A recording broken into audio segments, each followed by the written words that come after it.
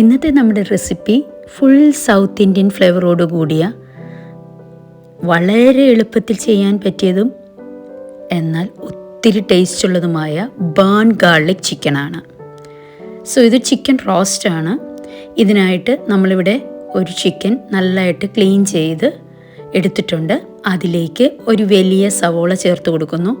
അതോടൊപ്പം ഒരു ടൊമാറ്റോ, പിന്നെ ആവശ്യത്തിന് ഉപ്പും ഇത്തിരി ടർമറിക് പൗഡറും.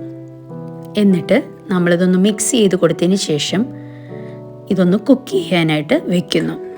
വെള്ളം ആവശ്യമാണെങ്കിൽ ഇത്തിരി ചേർത്ത് കൊടുക്കാം കേട്ടോ.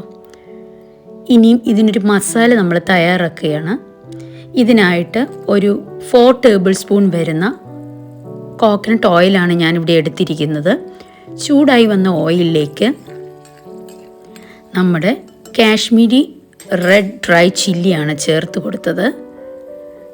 അത് ചെറുതായിട്ട് ഒന്ന് മൂത്ത് വരുമ്പോഴത്തേക്കും അതിലേക്ക് ഒരു സവോള ചെറുതായിട്ട് അരിഞ്ഞ് ചേർത്ത് കൊടുക്കുന്നു. സവോളയെക്കാട്ടിലും കൊച്ചുള്ളിക്കാണ് രുചി കൂടുതൽ, പക്ഷേ എൻ്റെ കയ്യിൽ ഇല്ലാത്തതിനാലാണ്. ഇത് ഗാർലിക് ക്ലൗസ് ആണ്. ഏകദേശം ഒരു 15 എണ്ണം എങ്കിലും മിനിമം വേണം. അതിൽ കൂടുതലാണെങ്കിലും അത് നല്ല ഫ്ലേവർ തരും.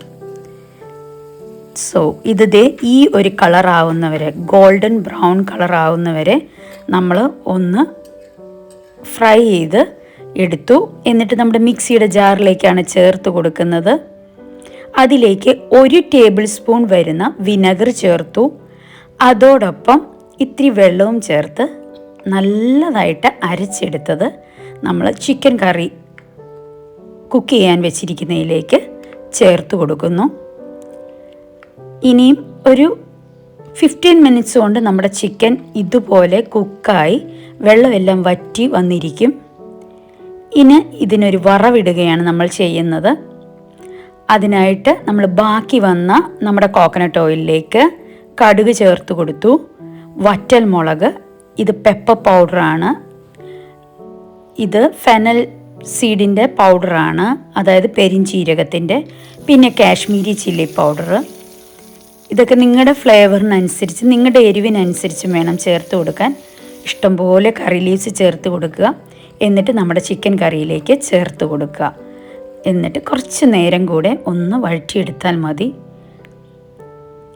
സ്പൈസ് ലെവലെല്ലാം നിങ്ങളുടെ ഇഷ്ടത്തിനനുസരിച്ച് തന്നെ ചേർക്കുക. അപ്പോൾ നമ്മുടെ സൂപ്പ് ബേൺ ഗാർലിക് ചിക്കൻ ഇവിടെ റെഡി ആയിട്ടുണ്ട്.